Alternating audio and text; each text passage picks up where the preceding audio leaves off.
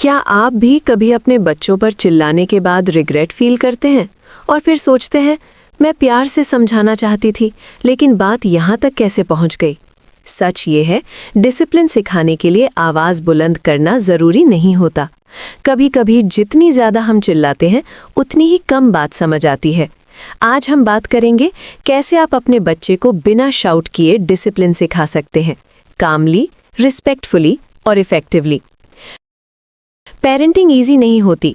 रोज़ के छोटे छोटे मोमेंट्स, टॉयज़ बिखरना, बात ना सुनना, टैंट्रम्स, ये सब नेचुरली फ्रस्ट्रेशन क्रिएट करते हैं और फिर एक पॉइंट पर आकर हम रिएक्ट कर देते हैं। लेकिन यहाँ एक इम्पॉर्टेंट बात समझना ज़रूरी है। डिसिप्लिन का मतलब पनिशमेंट नहीं होता। डिसिप्लिन का असल मतलब है टीच करना, गाइड करना और बच्चे को सेल्फ कंट्रोल सिखाना। और ये तभी पॉसिबल है जब हम खुद काम रहते हैं। तो चलिए स्टेप बाय स्टेप समझते हैं कैसे आप बिना चिल्लाए डिसिप्लिन सिखा सकते हैं। स्टेप 1, बिहेवियर के पीछे का रीज़न समझना। हर बैड बिहेवियर के पीछे एक रीज़न होता है।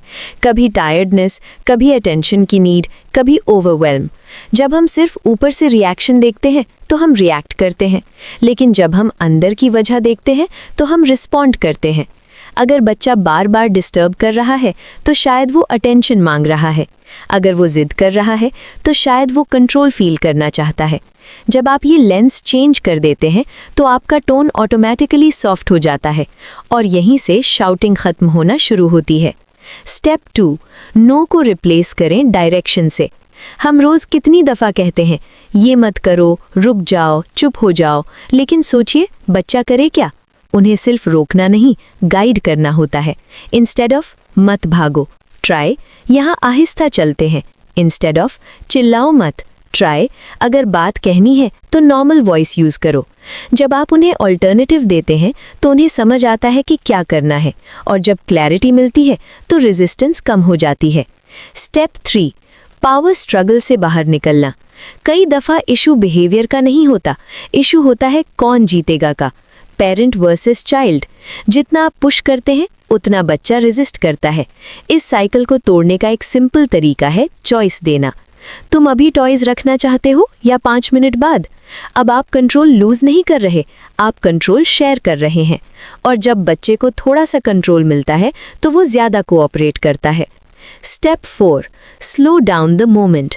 शाउटिंग अक्सर तब होती है जब मोमेंट फास्ट हो जाता है, सब कुछ जल्दी जल्दी हो रहा होता है और हम भी उसी स्पीड में रिएक्ट कर देते हैं। लेकिन अगर आप कॉन्शियसली पेस स्लो कर दें तो पूरा सीन चेंज हो जाता है। थोड़ा रुकना, नीचे बैठना, सॉफ्ट वॉइस में बात करना, ये छोटी छोटी चीज़ें बच्चे के नर्वस सिस्टम को काम करती हैं और जब वो काम होता है तो आपको चिल्लाने की ज़रूरत ही नहीं पड़ती। Step 5, repair after mistake. Real बात यह है, कभी ना कभी आप फिर भी चिल्लाएंगे और ये नॉर्मल है। परफेक्ट होना गोल नहीं है, रिपेयर करना गोल है। जब आप बाद में कामली कह देते हैं सॉरी, मुझे इतना लाउड नहीं होना चाहिए था, तो आप सिर्फ सिचुएशन फिक्स नहीं करते, आप अपने बच्चे को एक पावरफुल लेसन देते हैं। लोग गलती करते हैं और फिर उसे ठीक करते हैं। ये इमोशनल सेफ्टी क्रिएट करता है और लॉन्ग टर्म रिस्पेक्ट भी। Step 6, short instructions, long lectures नहीं। जब हम फ्रस्ट्रेटेड होते हैं तो हम ज़्यादा बोलना शुरू कर देते हैं, एक्सप्लेन पे एक्सप्लेन, लेक्चर पे लेक्चर। लेकिन सच ये है कि बच्चा उस वक्त ऑलरेडी ओवरवेल्म्ड होता है, उसे छोटी क्लियर बात चाहिए होती है। अब हम शूज़ पहनते हैं, अब स्क्रीन बंद। शॉर्ट सेंटेंसेस, काम टोन, ये ज़्यादा इफ़ेक्टिव होता है बनिस्बत लंबी स्पीच के। Step 7, prevent before it starts. Her problem को सॉल्व करना ज़रूरी नहीं होता, कुछ प्रॉब्लम्स को पहले से अवॉइड किया जा सकता है। अगर आप जानते हैं कि बच्चा थकान में इरिटेट होता है तो उस वक्त एक्सपेक्टेशंस कम रखें। अगर आप जानते हैं कि मार्केट में वो हाइपर हो जाता है तो पहले ही उसे प्रिपेयर करें। हम स्टोर जा रहे हैं, तुम मेरे साथ रहोगे।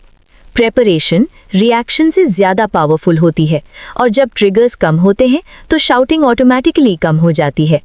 डिसिप्लिन लाउड होने से नहीं आता, कनेक्शन और क्लैरिटी से आता है। जब आप अपना अप्रोच चेंज करते हैं तो सिर्फ बच्चे का बिहेवियर नहीं, पूरा घर का एनवायरनमेंट चेंज हो जाता है। आपका काम रहना एक स्किल है और हर स्किल की तरह ये प्रैक्टिस से आती है। आज बस एक चीज़ चूज़ करें और उसे अप्लाई करें, स्टेप बाय स्टेप। आप देखेंगे कि बिना चिल्लाए भी आपका बच्चा सुनता है, समझता है और सीखता है।